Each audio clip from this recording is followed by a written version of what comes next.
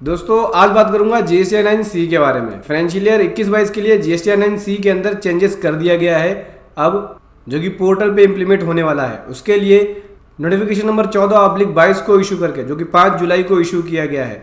अगर आप इस नोटिफिकेशन को डाउनलोड करना चाहें तो वीडियो के डिस्क्रिप्शन में इसका लिंक मिल जाएगा। इसमें पॉइंट नंबर 13 पे मैं आपको दिखाता हूँ GST-9C के लिए चेंजेस है, ठीक है, कि GST-9C में कौन कौन सी जो डिटेल होगी वो ऑप्शनल होगी और कौन कौन सी मैंडेटरी होगी। मैं आपको दिखाता हूँ दोस्तों। ये है पॉइंट नंबर 13 जो कि GST-9C के लिए है। फाइनेंशियल ईयर 21-22 के लिए कई सारी टेबल ऑप्शनल भी है और मैंडेटरी भी है।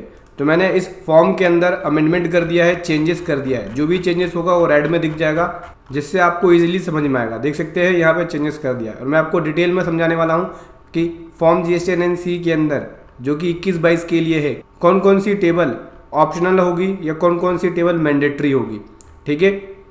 तो चलिए समझते हैं। उससे पहले बताना चाहूँगा, जो भी भाई बंधु मेरे चैनल पे पहली बार है, इस वीडियो को पहली बार देख रहे हैं, जिन्होंने अभी तक सब्सक्राइब नहीं किया, सब्सक्राइब कर लीजिए दोस्तों, क्योंकि जैसे ही आप सब्सक्राइब कर लेते हैं आपके सामने इस तरह का कंटेंट मैं आपके सामने लेके आता रहता हूँ।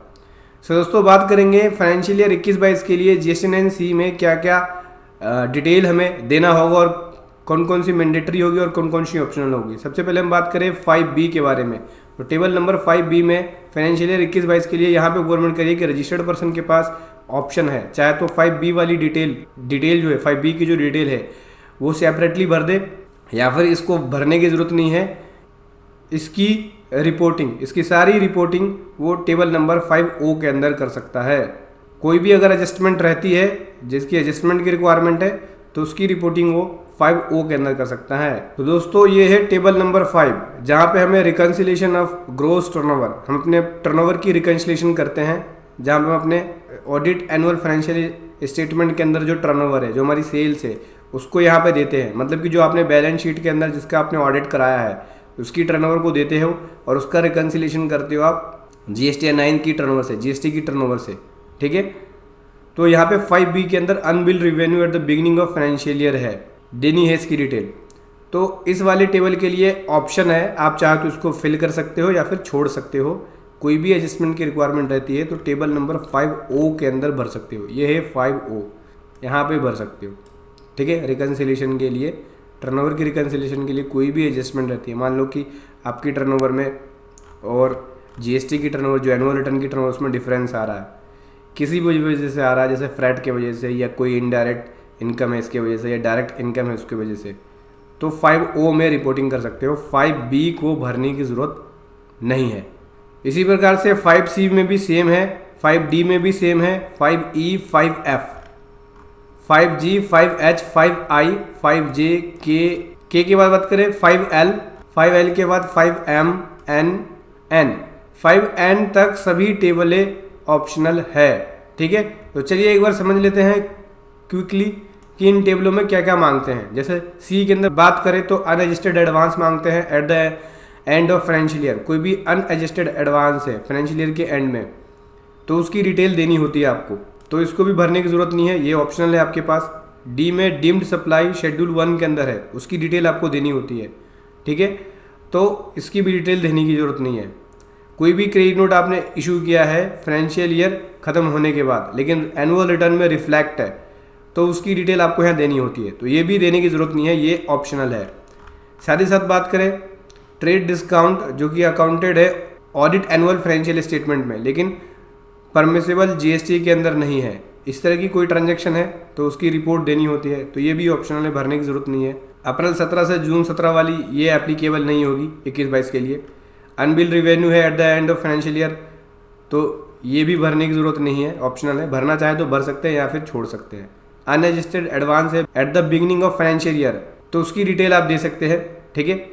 ये भी ऑप्शनल है, भरना चाहे तो भर सकते हैं या फिर छोड़ सकते हैं। कोई भी क्रेडिट नोट है जो कि ऑडिट एनुअल स्टेटमेंट में है लेकिन परमिशेबल नहीं है GST के अंदर, तो इसको भी भरने की ज़रूरत नहीं है, ये भी ऑप्शनल है।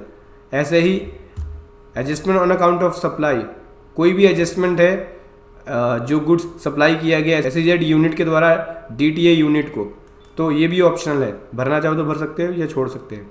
कंपोजिशन पीरियड के अंदर जो टर्नओवर है उसकी डिटेल देनी होती है, ये भी ऑप्शनल है।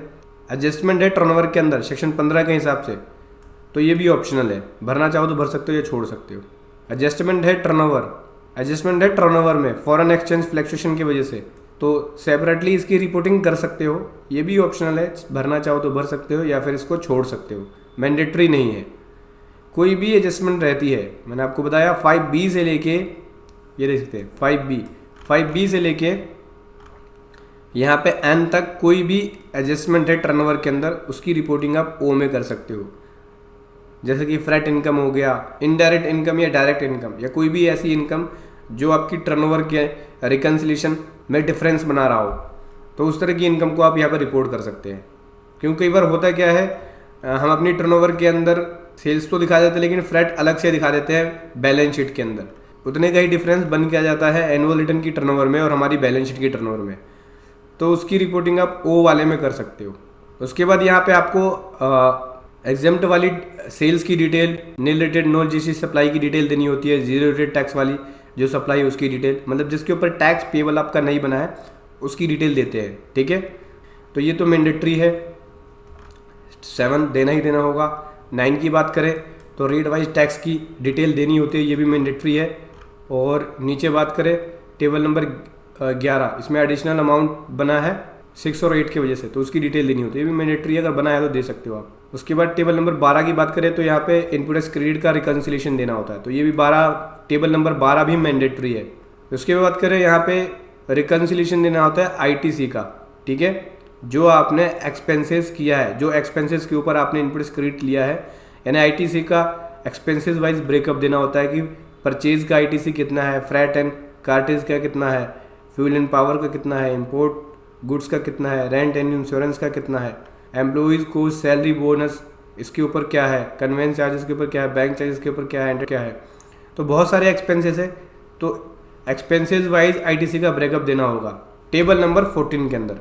लेकिन यहाँ पे टेबल नंबर 14 की बात करूँ तो गवर्नमेंट ने इसको ऑप्शनल कर दिया है, ये देख सकते हैं, ये है टेबल नंबर 14, जहाँ पे 21-22 के लिए ऑप्शनल कर दिया है, जहाँ बोलते हैं कि रजिस्टर्ड पर्सन के पास ऑप्शन है इस टेबल को नहीं भरने की, मतलब भरना चाहे तो भर सकते हैं या फिर छोड़ सकते हैं। मतलब टेबल नंबर 14 जो है ये ऑप्शनल है, एक्सपेंसेस वाइज ITC की जो ब्रेकअप देनी है आपको, वो आपको नहीं देनी, ठीक है।